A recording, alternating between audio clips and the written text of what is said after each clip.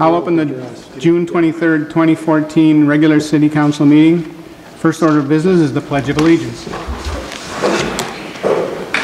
I pledge allegiance to the flag of the United States of America and to the republic for which it stands, one nation, under God, indivisible, with liberty and justice for all.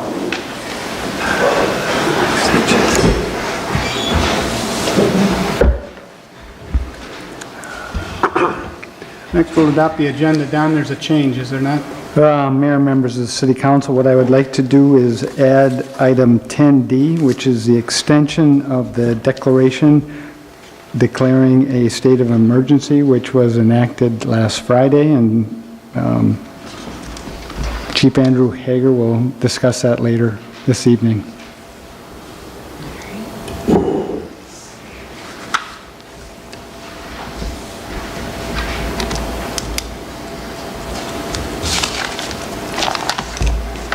And just so everybody's clear, we had a change during the week of the agenda that included under my report the city manager discussion. That should be in the printed agenda statements that everyone has. That's correct. It was posted on the city's website as well. Okay. Next, well, let's adopt the amended agenda. Can I have a motion, please? I move that we approve the amended agenda. Second. All in favor? Aye. We've approved the amended agenda. Next is the open forum. It's an opportunity for citizens to address the council on topics not on the current agenda. Does anybody wish to address the council? Seeing none, we'll move. There's no visitors presentation. Next is the consent agenda. We've got 5 items in the minutes to be approved under one motion, unless anybody on the council wishes to remove an item. Okay, everybody? Can I have a motion, please? I move that we accept the consent, I move that we approve the consent agenda. Second. All in favor? Aye. We've approved the consent agenda. 6, the payment of the bills. I move approval of the June 23, 2014 claims roster in the amount of $559,759.89. I'll second that. Is there any discussion? All in favor? Aye. Opposed? We've approved the payment of the bills. Item number 7, donations. Getting there.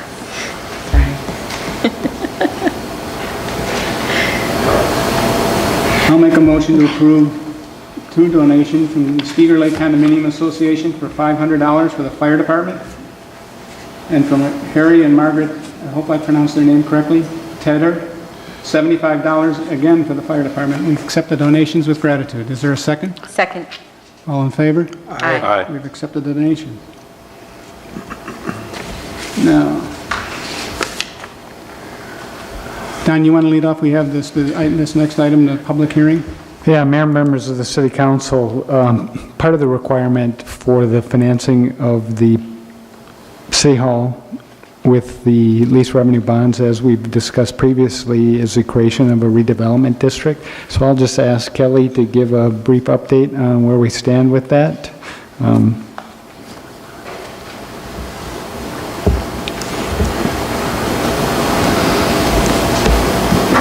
Good evening, Mayor and Council. Part of our original calendar was to hold a public hearing tonight on the proposed redevelopment project. This is a necessary step in the issue of the lease revenue bonds through the EDA. We've since revised our timeline for the bonds just due to the construction timing and when the payment of bills would come in, and just trying to plan for any contingencies that may come up. So the public hearing is actually scheduled now for July 25th. Or July 28th, I'm sorry, but we'll need to formally open the public hearing tonight and then table it or continue it until the 28th. I did send out some information on the Finance Committee meeting. Our financial advisors from Northland Securities put together a memo briefly explaining the financing scenarios. And so we are on task with the financing. We've just kind of delayed things a bit. So with that, I don't know if there's any specific questions on the financing or the process. Joe? Thank you, Mr. Mayor. I guess I just have a couple questions on maybe the process. Just looking at the boundary, maybe it'd be good to give a little info on how the boundary for this was established, and then what that means to the property owners inside that boundary other than the city of Victoria, if anything. When we looked at it, we were looking at areas that, well, for one, we wanted to have the city hall in that area, so it does include the area where the city hall is. It's kind of a formality to put together this redevelopment area, or project area as it's called. So I believe it was bond council that formally determined the area, and they included the areas where potential redevelopment is likely to occur. But with this type of bonding and what we're proposing, there's a levy that can be established, and the amount of the levy that we can do each year there's a statute for it. So we'll really be maxing that out with this type of financing. So in terms of future impact, I don't foresee anything as far as redevelopment. And Don, maybe you can... Yeah, Councilmember Pavelko, and just to add a couple of things, in discussions with bond council, we wanted to make sure that we included kind of the city hall project where this building will be demolished and the parking lot will be constructed, as well as kind of the land swap property where we will be doing site preparation work. In terms of the impact to the underlying property owners, there is no impact to the underlying property owners. In a lot of cases, redevelopment districts include entire cities. So from that perspective, they won't notice any difference. So it's safe to say it's business as usual then for everybody? Correct. Okay. Would there ever be a compelling reason in the future and anything preventing us from changing the boundaries? Councilmember Striegel, nothing would prevent us from changing the boundaries in the future if we so choose. Thank you. Any other comments, questions? Thank you, Kelly. Let's have someone please make a motion. Can I do this in one motion? Open and continue? Motion and a second to open the public hearing. And a motion and a second. Motion to continue. Can I have a motion, please, to open the public hearing? So moved. Second. All in favor? Aye. We've opened the public hearing. Now we're going to continue the public hearing until July 28th. A motion for that, please? So moved. A second? Second. All in favor? Aye. We have moved the public hearing to July 28th.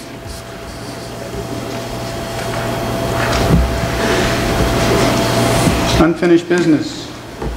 New business. Mount Olivet Lutheran Church West Campus request for a conditional use permit amendment to allow for expansion of an existing building located at 7200 Rolling Acres Road. Mayor and Council, the city's Community Development Director, Holly Kreft, will be providing the information on the next two proposals. Thank you, Mayor and Council. This is an amendment to an existing conditional use permit that Mount Olivet obtained in 2004, and at that time they built the West Campus Church. A church is a permitted use within the residential zoning district. However, due to the height, they did need a conditional use permit in order to construct the structure. Just to remind you, this is the property here along Rolling Acres Road with an existing entrance here. There is an administration building here and then a parking lot.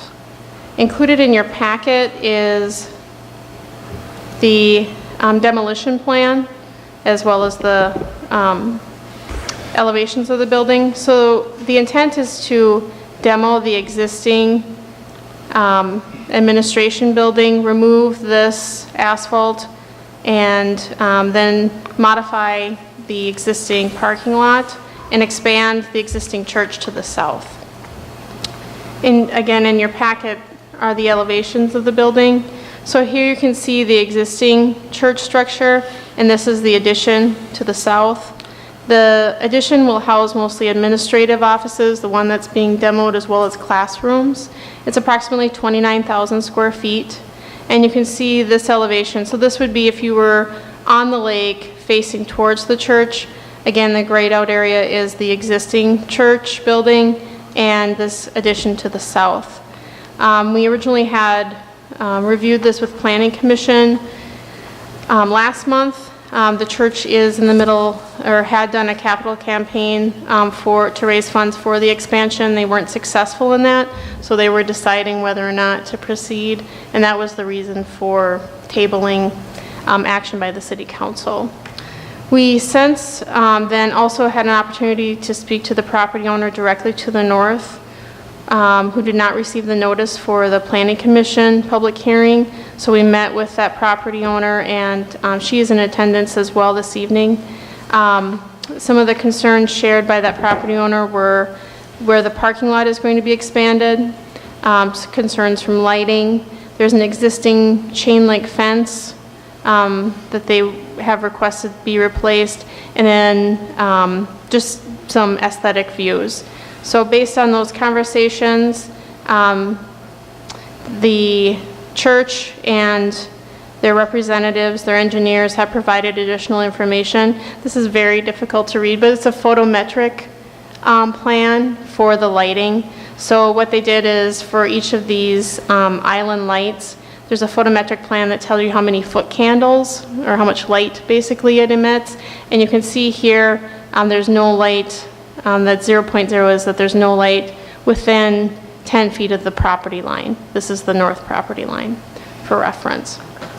And Excuse me, Holly, is that the proposed lighting or the current lighting, or how does that compare to the current that's lighting? the proposed lighting. So the current lighting, there is no parking lot there. Again, it's the administrative office, so that would be demoed and replaced with a parking lot, but the grades are such that the parking lot will be significantly lower than the existing administrative building. Thank you. So this information was provided, and then also the church agreed to do additional plantings, and that's included in your packet as well. An updated landscaping plan that shows additional plantings to provide screening from this neighbor to the north. There are representatives here from the church this evening, as well as Commissioner Gunderson from the Planning Commission, if you have questions. The Planning Commission did hold the public hearing again last month. They reviewed the information. There was quite a bit of discussion about the existing access, and that will not change. This has been reviewed by Carver County, and they are not requiring any additional turn lanes or any improvements to County Road 13. But the Planning Commission did vote unanimously to recommend approval of the conditions.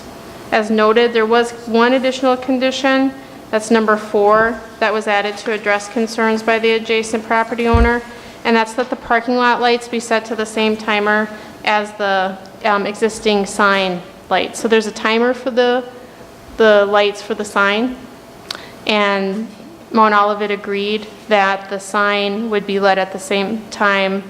The parking lot would be lit within the same hours as the sign. And they also agreed to replace the existing chain link fence on the property line with an opaque fence. However, that's not listed as a condition since it's not directly related to the conditional use permit. So with that, I'll take any other questions that you have. Before we ask the resident who's filled out the form to speak, and council have any comments or concerns or questions? Let me just remind the audience that a couple of months ago, I think it is now, we changed the process by which, in the past, the only opportunity for a resident to address the council on a topic on the agenda was in an open hearing. This is not an open hearing. We changed the process, so if anyone interested in talking about a topic on the agenda would fill out a form before the meeting, they would be granted up to 5 minutes to address the council. So we have one. Susan, you want to? And for the record, Susan, if you just state your name and address. Susan Loverine, I live at 7100 Rolling Acres Road. We are the property just north of the church. So thank you, Holly, for laying everything out. And I guess I just wanted to reiterate and give you a little bit of history. We moved in to our property in 2006. Part of the reason we were attracted to it was because it was very much a neighborhood aesthetic. The administrative building, which has been referred to as a house. It looks like a house, it was a house, it is a house. And essentially this proposal, which while we want to support the church and support its growth, it essentially replaces that house with what we think will look like a Walmart parking lot. So a significant degradation of aesthetic. So was one of our concerns, including the lights, including the fence. And I guess I wanted to address the issue of the fence, which is now a chain link fence, 4-foot chain link fence, very transparent. The church has agreed to replace that, which sits on the property line, with a 6-foot opaque fence, which is good because hopefully it gets back to a neutral aesthetic after all the changes. What I'm concerned about is because it's not a part of the CUP, which I don't know why. As things go, budgets get put under a lot of pressure, and whenever this kicks off, I am just concerned that this would fall prey to the chopping block of other cost overruns. If the church isn't held accountable for having to put that fence in, we don't have any recourse. The other thing I just want to mention, the 2004 CUP, which you mentioned, Holly, described the initial church construction as a single-story structure, which can be very visible from the lake. It's very visible from the lake, and that's fine. But I just want to make sure the council does realize this expansion is now a 2-story structure, significantly larger. So it's just a little bit of mission creep in terms of what the original aesthetic was meant to be. And it is what it is. You have to make trade-offs. I understand that. But I'm concerned that unless the fence metrics, parameters are somehow mandated, that it's vulnerable to not happening. That's it. Thank you, Susan. Yeah, Holly, would you just address Why is Susan's that? point about requiring the chain link fence being incurred as an obligation on the part of the applicant? Staff didn't feel comfortable making that as a requirement because if it wasn't, in the discussion, there was a concern that that chain link fence would be expected to be replaced regardless of whether or not this project went forward. So I guess to clarify that the chain link fence would only be if the project went forward. That's correct. Yes. Okay. We just want to keep the aesthetic neutral. Losing quite a bit, we're trying to bring it back to what we started with, let's try to. If the city attorney feels comfortable with that, I think that can certainly be added as condition 5. Yeah, Mayor and Council, one of your required findings is that the proposed use, the expansion in this case, will not be detrimental to or endanger the public health, safety, morals, or general welfare. To the extent the council agrees with the resident that adding this opaque fence will help mitigate any impacts and fits under that criteria, then adding that condition would be appropriate. So ultimately, it's a council conclusion to reach, but I'm comfortable if you reach that conclusion. Let me just ask, in the course of conversations amongst the parties, did the church indicate that they were willing to put the appropriate fence in if when the project goes forward? Yes, they were fine with replacing the chain link fence. There was some discussion about replacing so on top of the retaining wall that's needed, again, because of the change in grade, there's a retaining wall that's needed on the north and east sides of the parking lot. That is going to be changed. Originally had proposed as a chain link, but it will be an ornamental black fence. They did not feel comfortable replacing that fence with an opaque residential looking fence. So just so everyone's clear, because I know there's some confusion and back and forth on which fence is which. This fence that's required above the retaining wall would be an ornamental fence, and then an opaque 6-foot fence on the property line. And the church was okay with that? Yes, and Tom McNally from Mount Olivet is here this evening. Let me just make sure, Susan, you're okay with that? Yeah, please. Maybe I'd ask the church if they wish to, it's a little out of ordinary, but we'd hate to approve, I think we might be inclined to grant the additional exception, but we don't want to be doing that in the face of opposition from the church, and it sounds like there's at least some potential for confusion as to what the fence is going to entail, and we'd hate to approve something and then have you all object to it after the fact.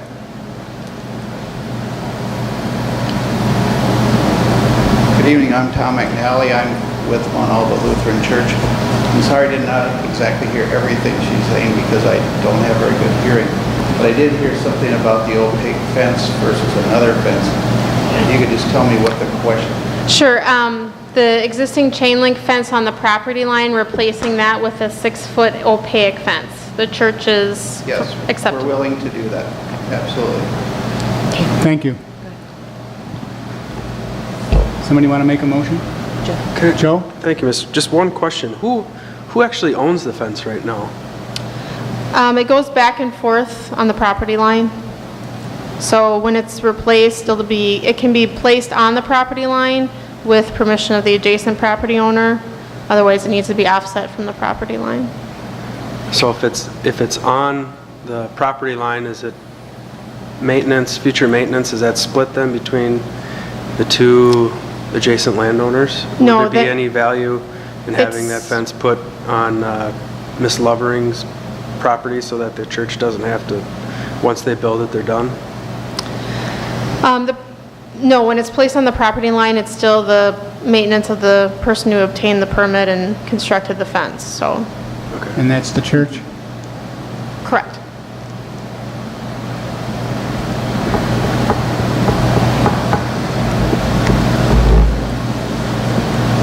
I'll make a motion to approve Resolution 1449 with the conditions noted, expanded to include the language with the fence.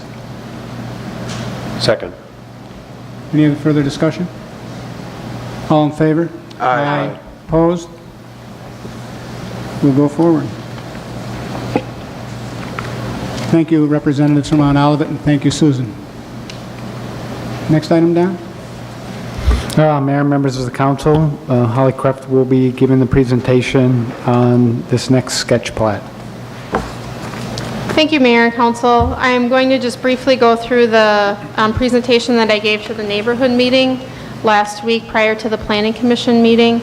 Again, Commissioner Gunderson is here, as well as Rick Murray from Meridian Land Company. We gave an overview of the process and who reviews the sketch plat. I noted again that we're very early in the process because we did have a fairly large attendance, mostly from the Applewood neighborhood to the north. So talking about where we are in the process and that it is early, but the importance of the preliminary plat and that they'll be noticed for the public hearing as well. So this is the property. It's currently owned by the University of Minnesota. It's approximately 19 acres, but approximately half of it is wetland area.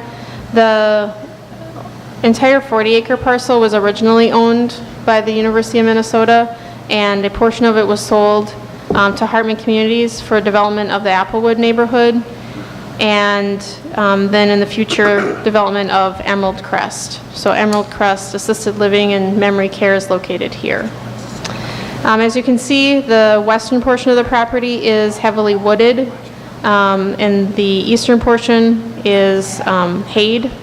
It's used for hayland, and the location is along County Road 18, and then Bavaria Road or County Road 13 bounds it on the east side. Again, when staff is meeting with developers, we look at these things and any input that we have before they start the design process. For parks and trails, there are the community tennis courts just to the west on Holy Family, and then D-Town Park is also in proximity. So staff is anticipating a cash dedication for parkland versus actual land dedication. And this will be reviewed by the Park and Rec Committee as well. We are also recommending that there be a trail on the south side of County Road. There is a trail on the south side of County Road 18, and we recommended that there be a trail on the north side connecting the development back out to Bavaria Road, and then able to cross and access the trail system. Again, there's a large wetland that'll need to be delineated and deeded to the city in an outlot. Similarly with the stormwater pond, and our largest concern with this property is access. Although the county has jurisdiction over both roads, County Road 18 and 13, we did share with the developer that we had concerns about the access spacing, where the access would be located, and what improvements would be needed to County Road 18. The county did provide input, and that is included in the staff report as well. So this is the sketch plat that's submitted. It contains 14 single-family lots. Again, this is the existing Applewood neighborhood to the north for reference in Emerald Crest. So those lots extend into the wooded area and then with a cul-de-sac, and the northern portion deeded to the city via an outlot. Stormwater pond is shown here on the southwest corner. This is shown as an outlot C at this time on the southeast corner. The developer would be working with Augustana Care, who currently owns Emerald Crest, if they would want to expand in the future. Otherwise, that would potentially be additional single-family lots. And this is just a zoomed-in version of that, so you can see the lot sizes and the setbacks. The setbacks that are proposed are comparable to what is approved for Applewood, 30-foot front and rear and 10-foot side yards. Included in your pack is also a review by the city engineer. The concerns that were raised at the Planning Commission meeting is that there is drainage located on the north end of these lots between the existing properties and the proposed properties. Obviously, those would be contained with any sort of drainage and utility easement, similar to how that's platted on the north end in Applewood. There was obviously concern with removal of the trees, but mostly just wanting to provide some screening between the Applewood neighborhood and the new neighborhood. So that was the primary discussion at the neighborhood meeting. At the Planning Commission meeting, we talked a little bit more about the access, that the county is recommending that turn lanes be included. We also discussed, again, tree removal and that a tree inventory will be needed prior to the preliminary plat. And any tree replacement will be included in the landscaping plan as part of that. So with that, I'll take any questions that you have. The applicant, again, is here this evening to answer any questions that you have as well. Holly, what was the general attitude of the Planning Commission? The Planning Commission was supportive. They felt that it was probably the highest and best use of the land. They appreciated the developer kind of forward thinking about this parcel here and either working to expand Emerald Crest or this outlot here would provide a private drive for potentially 3 more lots in this area. That would maybe need to provide additional screening at that corner. But again, there will need to be tree replacement done, so that will probably entail plantings in that area. Anyone else, comments? Holly, by any chance, I know you say here in the report that you'll continue to update the school district on new developments, but have they commented on this one at all yet? I just know we're developing like crazy and there's some issue with space. We've been updating them. We met most recently earlier this year, and we provided them with what we had platted for 2013 and what we saw on the horizon for 2014. I think a smaller lot, 14-lot subdivision will cause less concern, but we certainly will continue to keep them in the loop. Okay. Do we know if it's the general intent of the developer to preserve as many of those trees, or is it going to be heavily removed? Yes, that was discussed at the Planning Commission meeting as well, and the developer noted that the land price was a premium to obtain the trees, so it's within his best interest to keep as many trees as possible in order, that's the amenity that those lots will be looking for, so. Thank you. Any other feedback? I'll just go on record as being generally in favor of this. If anyone else wants to go on record, or I would do the same. I would also generally support this. Joe? Yep, looks good. Anything else on this topic then? Okay, thank you. The library. Oh, Excuse me, Rick Murray with Meridian Land Company. There was one other comment that we're not going to be able to meet from the Planning Commission. In looking at the grades right now, Planning Commission would have liked to have the pond moved outside of the trees. You can see it in the lower, oops, that was it? Okay. It is, and unfortunately it is wooded. The slope of that site goes about 20 feet from the east to the west, where the wetland is. My engineers have told me that there's no way to avoid this. I understand that we'll be replacing trees, but we can't put the pond uphill and have it be affected. So I just wanted to point that out, because that was a comment that the planning commissioners made. Well, I don't mean to be flippant, but if we've learned anything in the last 2 weeks about water, we know it seeks its own level. It's not, it seldom goes uphill. Okay. I know this is something you just have to deal with the planning commission when you get to that stage. Thank you.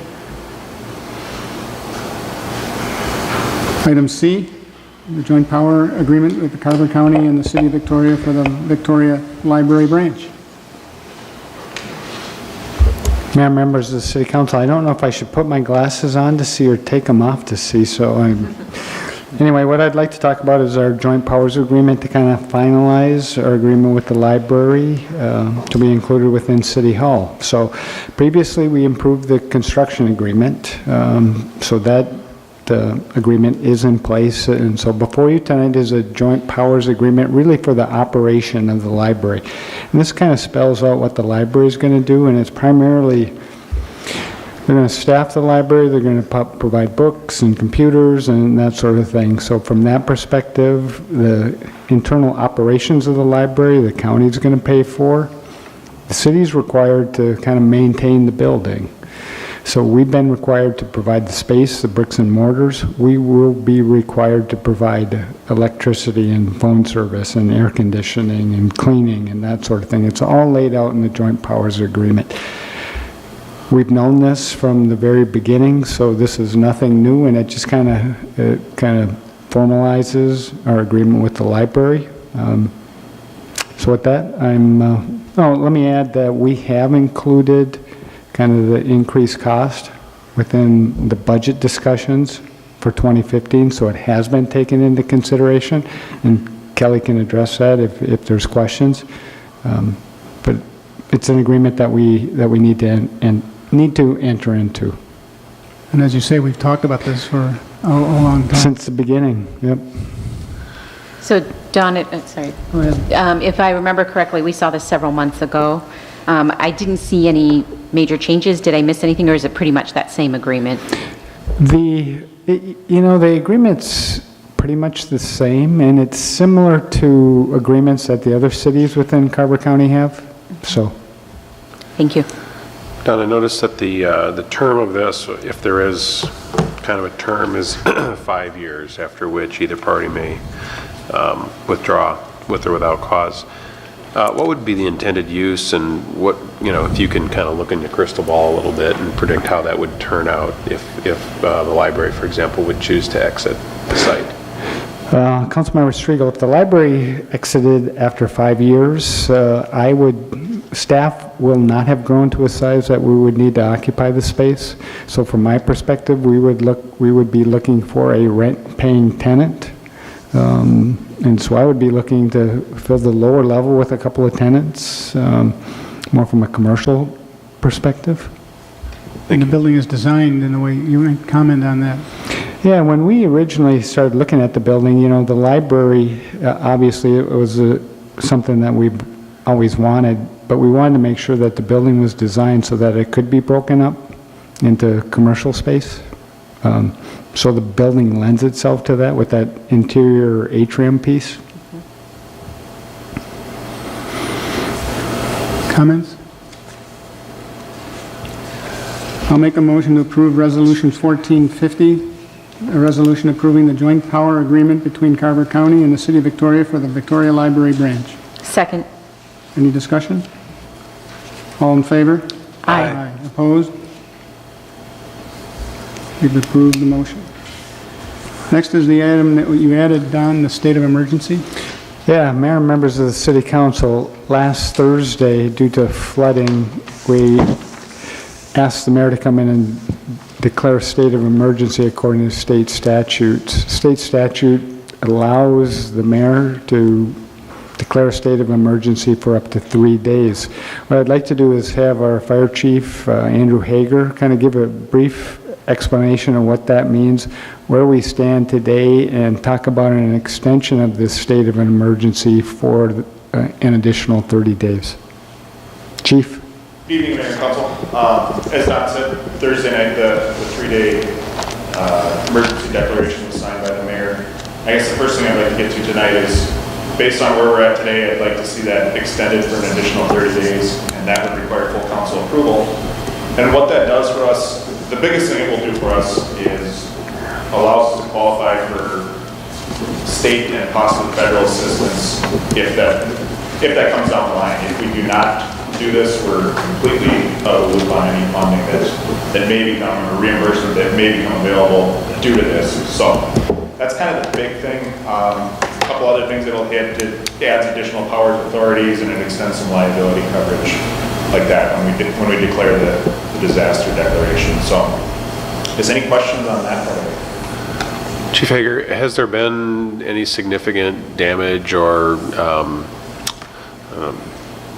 impairment to either the city or personal property within Victoria to date? Yes, and more personal property. I'll let Ann touch on the public works side of it and where they're at with lift stations and stuff like that. But we have several houses in the Zumbra neighborhood that have some damaged basements due to the lake rising up. They've stripped some of them down to nothing, carpet and everything's come out. So they're not completely flooded, but they've been saturated. So does this state of emergency then kind of blanket give them some access to state and federal programs if we reach a threshold? And what is that threshold? That threshold it's difficult to say exactly what it is. There's a certain dollar amount that the county has to hit as a whole in order for us to qualify. Based on what I've heard from damage within the other cities in the county will qualify for that. Like I said, I don't know exactly what that dollar amount is. There is a program through FEMA for individual reimbursement that homeowners can seek after the fact that may help with some stuff like that. So until all the damage assessments can be completed throughout the county, we can't say for sure if there's funding coming or anything like that. So thank you. Yep. You want to show some pictures? Mayor and Council, you may want to just extend this declaration, and under my report, we can go into the overall thing just from a discussion perspective. So would someone like to make a motion to extend the state of emergency for 30 days? I'd like to move that we extend the state of emergency for 30 days, ending July 23rd, 2014. Second. Any further discussion? Joe? Thank you. Are other cities doing the same thing, or why are... Yeah, Councilmember Fidelco, the county has done this as a whole. Chanhassen, Laconia, Norwood, Watertown, Carter, and ourselves have also done this. So it's really up to the damage that's been incurred in the individual cities. So. Any further discussion? All in favor? Aye. Aye. Thank you.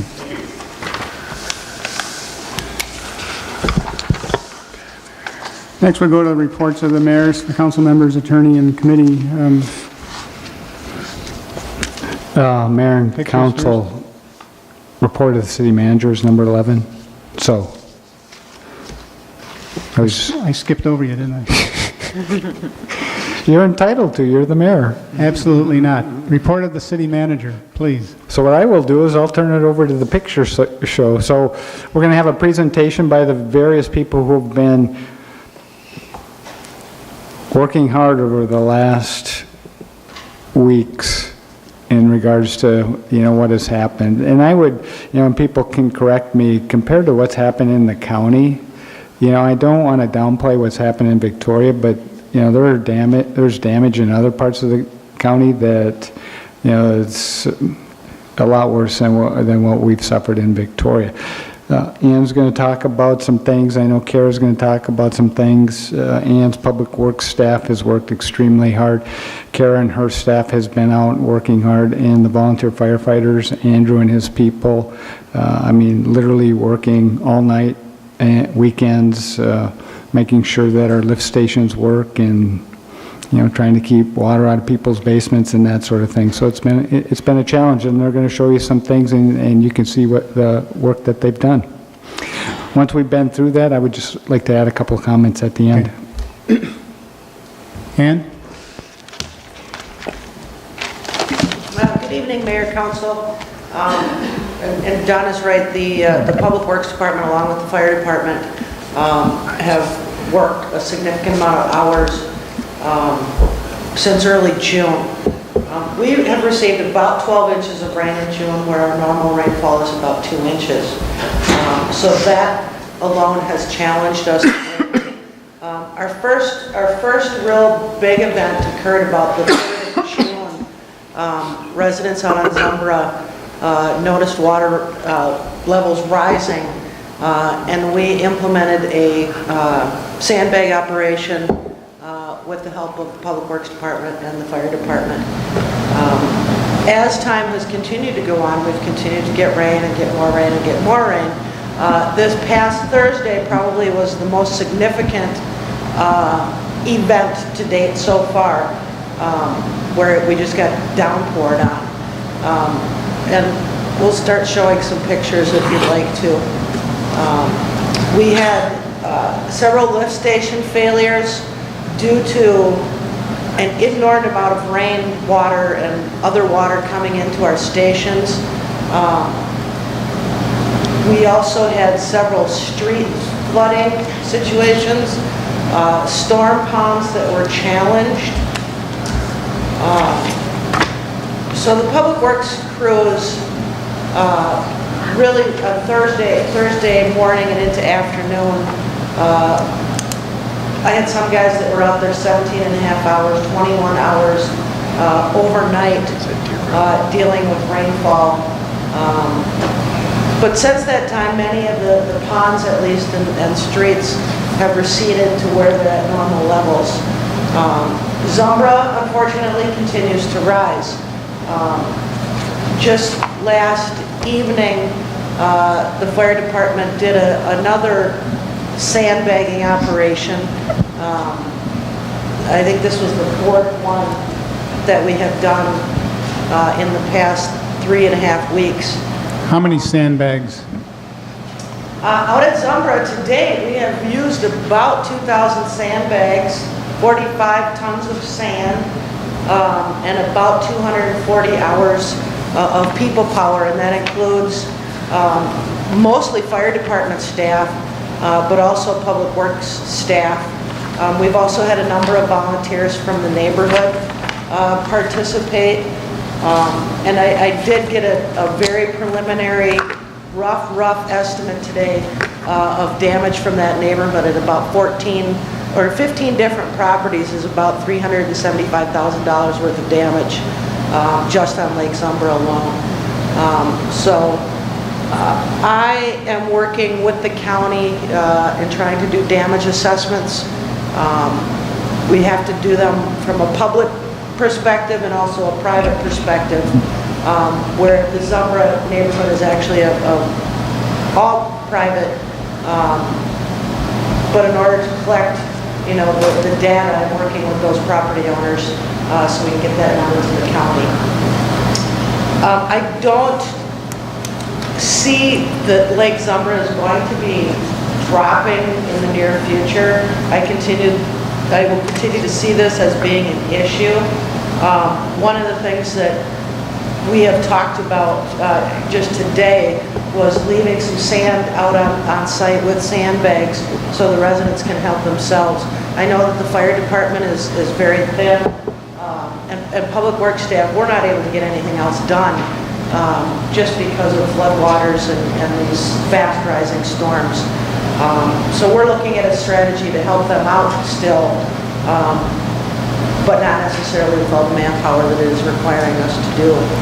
So, also on Thursday, We had a couple lift stations, lift station 11, which is out on Auburn Lake, just off of County Road 11 and Wisteria Lane. We did have to bypass that lift station, meaning pouring sewage. Generally, a lot of it was water, but pouring sewage into the ditch because there was so much water coming into the lift station, it fried the pumps. So we had to get new pumps, and that station is up and running again. The other issue we had, of course, it has to be in the Zumbra neighborhood, lift station 1. We also lost pumps in that lift station. Starting on Thursday, basically it was off and on the entire weekend. Sometimes the pump would work, sometimes they wouldn't. So we manned that basically from Thursday to Sunday, basically nonstop, in order to make sure that we didn't have sewage on top of water going into people's homes, but sewage backing up into their homes as well. We also had to bypass this lift station and pump sewage into the ditch as well. As of today, though, the pumps are running and the lift station is functioning. But here, we did have crews out round the clock manning this lift station. So our forces are being tested as well through just the amount of time that we spent out in these issues. So, and I know we do have a lot of other issues that, these were the big ones where we spent an inordinate amount of time with, but I know Kara's going to talk about just generally the storm ponds and the streets. So, you know, some of the things that we learned from this and where we need to go from here. So I'll give it to Kara. One other thing I did want to note, throughout all of this, we've spent about 500 man hours or people hours in all of these events with materials, be it trucks, equipment, salt or sand, bags, about $38,000 for a total of about $56,000. And those are very, very preliminary estimates. You know, we've got a sheet that we have to follow from the county on items that we need to take into consideration. We did have the, excuse me, the treatment plant flooded, a small amount. There was no damage, but we had water in the plant. One of our retaining walls went down in one of the events, so that's something that would be considered damage from this flood event. So we've got a lot of work to do as far as tracking all of these, the damages from these storms. So, and again, I don't know if it's going to end. I'm hoping it does, but we'll keep our fingers crossed. So with that, I'll turn it over to Kara. Let me just comment too, Andrew, in the face of all this work, the fire alarm, you had a house get hit by lightning. Right, Thursday morning. Yes, in the middle of all of that, they got called out. So, and I would really like to, I don't know where we'd be without the fire department.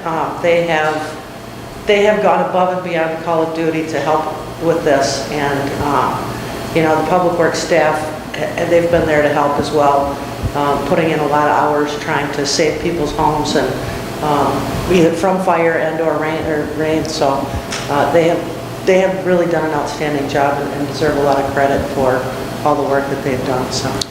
And your team of two, of course. Kara? So I'm just going to expand more on the street and storm sewer side of things. I'd echo Don's comment that we fared really, really well relative to the other communities in the county. So that being said, from an infrastructure perspective, it was a great opportunity to maybe identify where we're vulnerable and identify what parts of our system are working the way they need to. So that was somewhat helpful. We did have some street flooding. So this is Fairway Point in the Deer Run neighborhood. The Deer Run golf course is maybe something worth talking about as a whole. They've been struggling with stormwater for the last few years. So that whole stormwater system is interconnected. Our streets drain to the golf course through ponds that are located in the golf course. In fact, we had just been out there, I think on Monday, before the big rain event, looking at all the issues that are happening.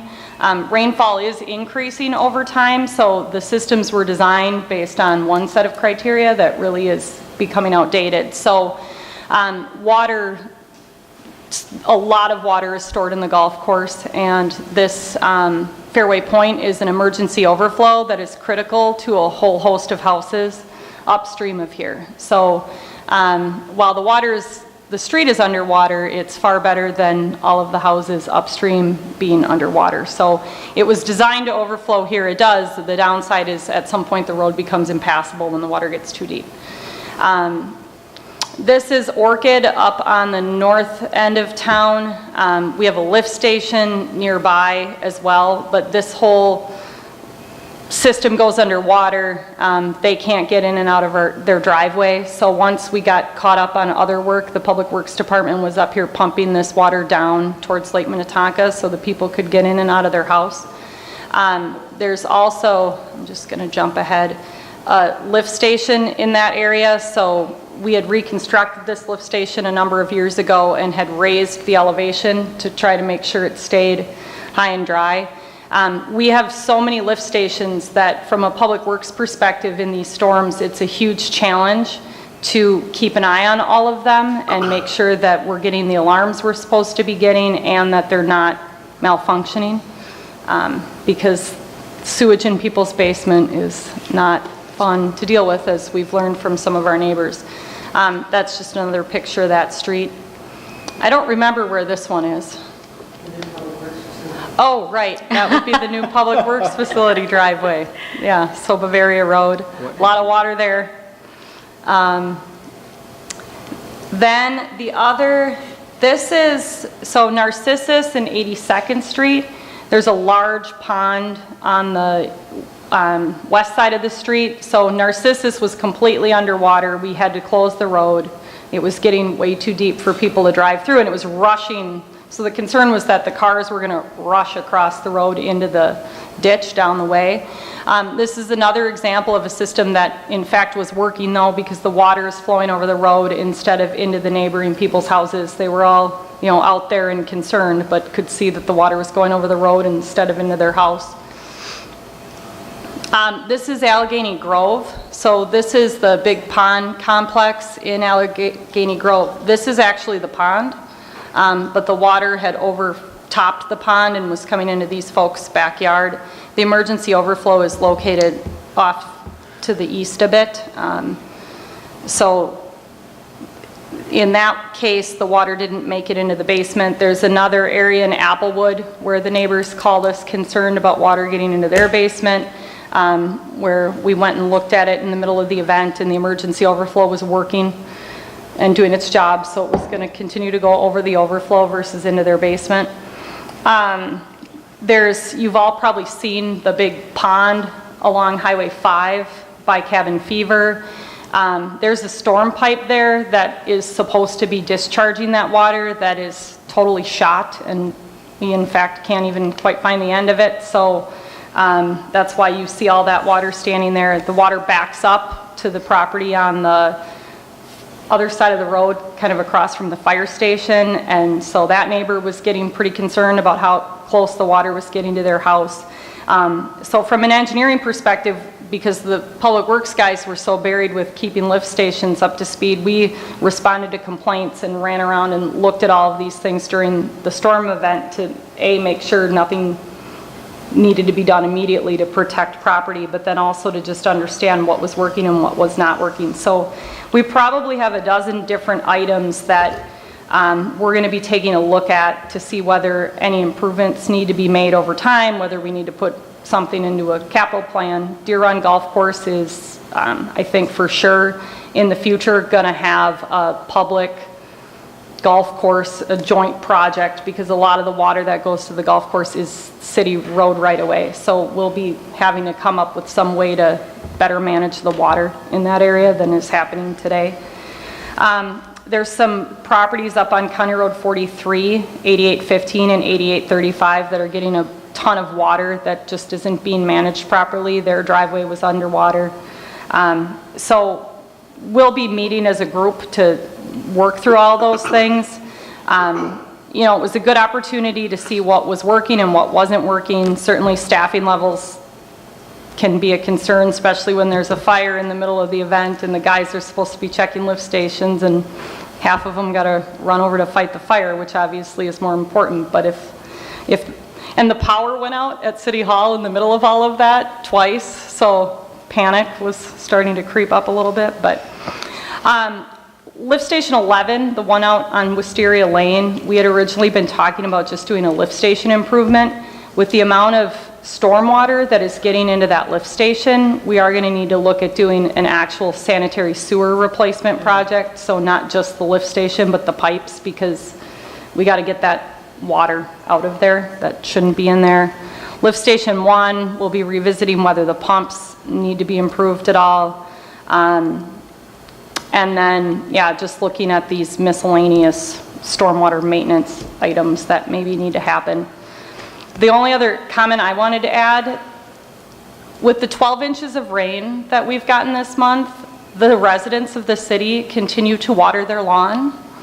And it's extremely frustrating to me because we are over watering our lawns, and I will be bringing forward our recommendation to construct an underground storage facility for water storage so that we can have more water so people can water their lawns even though it rained 12 inches this month. So that's going to continue to be an issue that you're going to hear me hammering on over the next 2 years, and we're working on an education plan to help better educate the public on when they need to be watering their lawns.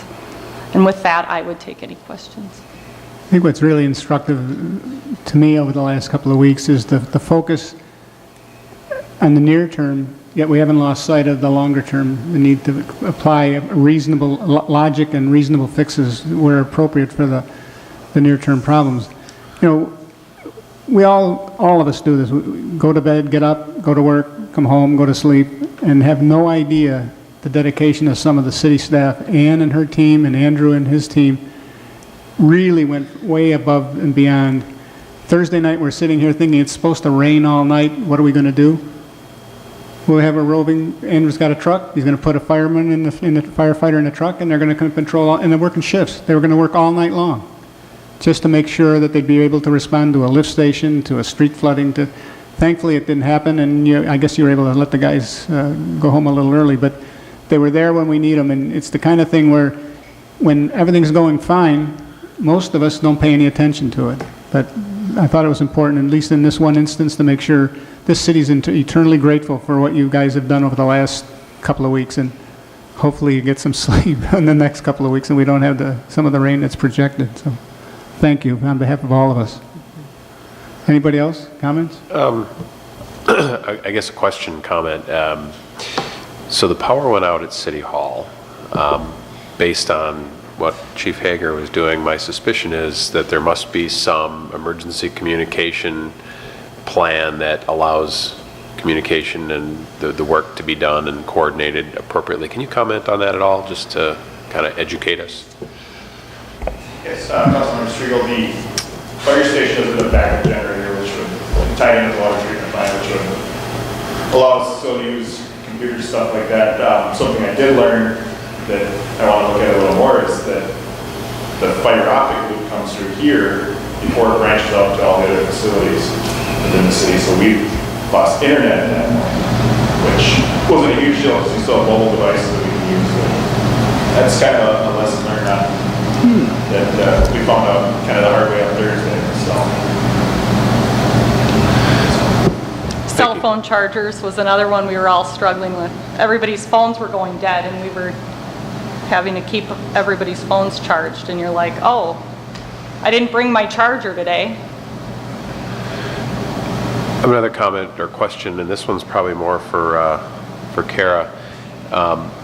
With respect to the lift stations and the alarms, we've funded various lift station upgrades over the last few years, and I think there's been an effort to bring a lot of those online to some sort of a network so they can be remotely monitored. Can you kind of comment on that and where we are in that process, how many of them are online, and if that worked well for those that are networked during It this did. event? They are all online now, right? Every one of them. and it worked fabulously, because I can't imagine if we, in the midst of dealing with lift station 1, had to be waiting for a resident. Before, a light would go on, and so then the resident has to call in, or somebody's got to be making the rounds to monitor them, and then off we go to check the light. We were concerned though, because so all of our flows into a big giant Met Council lift station on the north side of Lake Virginia. And we found out in the midst of dealing with lift station 1 that Met Council was having, their pumps were having a hard time keeping up to all the flow. And so I ended up becoming extremely concerned, because if they couldn't keep up and all of our lift stations backed up at once, we don't have enough pumps and we don't have enough people to get to all those lift stations to bypass, so pump the, and you know, in a lot of cases it's stormwater because there's so much infiltration coming into the pipes, pump that water to the lake instead of into people's houses. So we did have one of the public works people at least just run up and do a manual check on all of them to make sure that none of them were coming close to alarming, so just so we could feel a little bit better. It stopped raining shortly thereafter, so we stopped worrying. But one of the things we identified is that we need to meet with Met Council and come up with what our strategy is going to be if something happens to that major lift station, because we'd be in pretty big trouble if that thing went out. Thank you. I have three things. We had done a study, I believe, with the U of M and the watershed district on our flood risks. So I was wondering how that study, what that showed, and how that compared to what actually happened. It was pretty consistent with what I had remembered the study outcomes. That Allegheny Grove Pond picture where the water overtopped but none of the houses were impacted is what the study showed happening in a lot of our water bodies. Certainly, you know, there are people who aren't happy about having all that water in their yard, but they'd be a lot less happy if it was in their house. Fairway Point and Narcissus were identified as waters that would go underwater, or streets that would go underwater. And the golf course was another area that was identified as having more water. So it was, I mean, it was fascinating for me from an engineering perspective. Don was making fun of me a little bit because I was a little jazzed up about the emergency overflows and everything performing like it should. But, you know, we are in pretty good shape from that perspective. We're not sitting here, you know, we're sitting here with a relatively small list of things that I'm going to be saying, oh, we need to get into the capital improvement plan, versus some other cities that, like the city of Minneapolis, would have to find and buy property and construct ponds. So if I understand this correctly, then we have like 5 or 6 homes in Victoria, and that's it, that could potentially flood, where water could actually go into their homes. You know, Zambra, there were, I don't know how many ended up with water in their house. Councilmember Velko, the list that I got today identified 15 properties, and whether that is home damage, I'm guessing that number also includes yard and landscape damage. There were also a couple homes or people that called that had water in their basement, but I think that was more from saturation. Well, or some pump failures. Yeah. If, you know, there's a whole maintenance angle to these things, so keeping up on maintenance, and then some pump issues. There was a person on 78th Street where they have a drain tile in their backyard that outlets to a ditch, and the ditch was full of water, so the drain tile couldn't outlet. So he spent himself personally 18 to 25 hours pumping water out of his basement. He protected it from there being any significant damage, but you know, and I would believe that there's probably more cases like that in the community that just didn't call City Hall to let us know about it, so. But I was just going to say that, to me, for the size of Victoria, all of the water, the lakes and streams that we have, to only have possibly 15 houses that are, in real imminent danger of rising floodwaters seems to be pretty darn good. And I'm guessing this is a 100-year flood, maybe? I suspect the 100-year flood is getting bigger, so I expect it's bigger than the 100-year that everything was designed for. Okay. Just even based on what I was seeing for where things were overflowing. But all of those ponds, however many of them we're up to now, do need to be maintained in order for that system to continue to be able to perform the way it was intended. So it is just a good reminder that we need to start programming that stuff and do what we can. So I understand that the city participated and helped with the sandbagging and the various efforts. But what I hear, most of what you're describing sounds like issues that are more or less under the control of the private property owners. They're not liabilities on the city in general, or is there a mix? So in the case of Zumbra, the city doesn't have any road right-of-way anywhere near Zumbra. Nor do we have any control over lake levels or anything whatsoever up there. The roads are private, and so the storm sewer system it's like ditches and culverts, that's all private, so we really don't have any issue related to that. For all of these other issues, I'm sorting them by where there's city runoff running to these people's property versus just a private property issue. So if it's just a private property issue and we can provide some recommendations of something they could do, we certainly will do that. But I'm going to prioritize our resources based on where we're causing the most trouble. Thank you. Anything else? Well, again, I think you're hearing a huge thank you from the council. Don? Well, Mayor, after all that, really, kind of the last thing I wanted to say is, and I've said it in the past, it comes down to staffing, some equipment, some capital improvements, and those things, as Kara and Ann and Andrew kind of put together this list and prioritize, these things will be coming forward through the Finance Committee and through the budget process for consideration by the City Council as they approve the 2015 budget and, ongoing budgets going into the future. So. Yeah, there's a price to be paid for growth. There is a price to be paid, that's correct. Do you want to report anything else? Nothing else.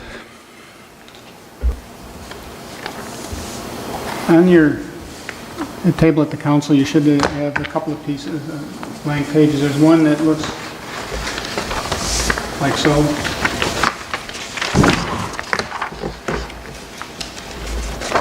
I don't know how many of you are aware, I assume many who will watch this on the web are not aware that on June 18th, City Manager Don Urim gave me a letter resigning his position effective July 18. Clearly, first off, I said no, and then he reminded me that I can't say no, that he's moving on. And we certainly wish him the best, and we'll have a time in the future to congratulate him and to acknowledge all of the benefits and the improvements that we've made as a city during his tenure.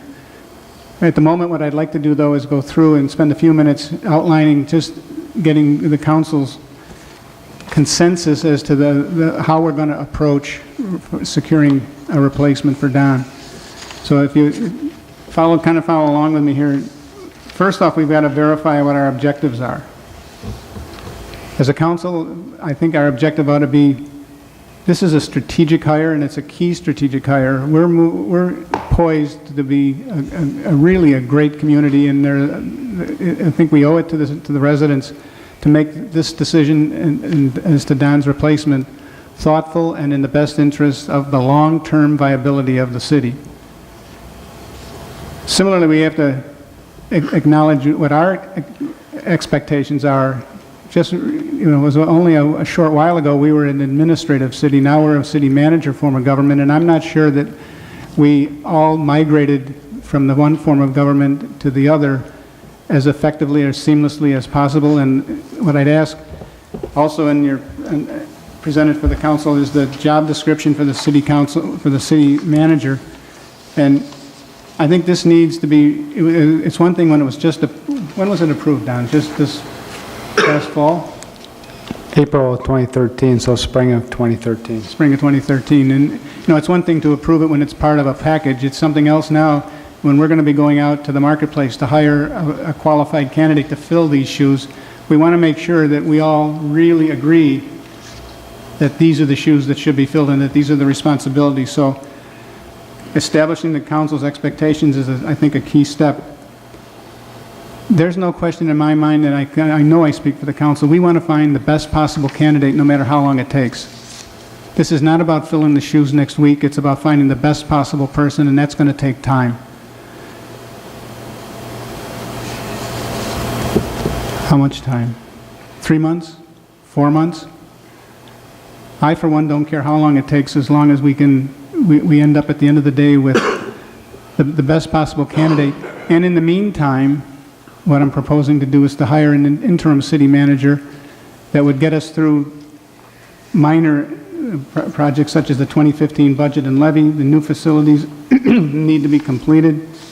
Residential plats will continue to come forward, and we have proposals for the 13.5 acres, to name a couple of objectives that are going to have to be dealt with and dealt with effectively in the month of July, August, September, and until we find a permanent replacement for Don. So an interim city manager. I've identified, with the help of the League, Minnesota Cities, and Don, and other city managers that I've talked to, a list of potential candidates that what I'd like to do is get the council's consensus. We'll begin interviewing some of these people. There's 4 or 5 that I'd start with right off the bat, that when the name gets mentioned to people in the business, they say, oh yeah, that person, he or she would be wonderful. So I'm going to start interviewing that process soon. And of course, the council would have final approval. My plan would be to maybe look at 4 or 5 and come back with the top 2 or 3 and get council's permission. Of course, any other council member who wants to be involved in it, in the process of reviewing and handling some of the minute details, I welcome the support, but I'm willing to take that on. So while we're hiring, and hopefully we can hire an interim city manager relatively quickly, we need a search firm. And there are only a few that are expert in this area in civic positions. We're going to get a statement of qualifications and a quote from 3 or 4. 3 firms. I'm sorry? 3 firms, Mayor. 3. And again, these are firms that when you mention it to people, Don and his peers in the marketplace, in the business, they know, oh yeah, those are the people that do all the work. So make phone calls, line up some candidates for the interim position to bring to the council. Query search firms, get quotes and statement of qualifications, bring that to the council. And then developing a candidate pool. And I don't know that we've done this in the past, but when we get down to the candidate pool and it gets to, we'll agree on a number, 2 or 3 finalists, we're going to figure out a way to involve the citizens. Clearly, the staff will have a role to play before we get to that stage, and their input, of course, will be crucial to the success of this endeavor. But we're going to try to figure out a way to get citizen involvement, and whether it's an open house where they can meet in a meet and greet format, or if it's a little bit more formal. We'll work, again, with council's input to figure out a way to get the citizens more involved. That's the plan. In a general sense, I'm not asking at this point for specific approval, whether we bring in 2 or 4 candidates, but just the general approach, looking for comments or questions, consensus. Lonnie? I think you're right on with this, Mayor, and I agree with the citizen involvement piece. If there's a way we can get them involved in some way, shape, or form, and what that might look like, we may need to work with the attorney as well to determine those pieces, and what's the best way to handle that. But again, I think that would be a great way to involve the city with that. And I would also approve a search firm just because, again, it will help the process, and not have someone devoting all that time trying to dig through resumes and source candidates. To have a professional take over and do that, I think would be well worth our while. And of course, there's a cost to be paid for that, and we'll try to get that. That would be certainly a reasonable one. Yeah, I think the approach seems right. Obviously, taking time and getting the right person for the position is crucial.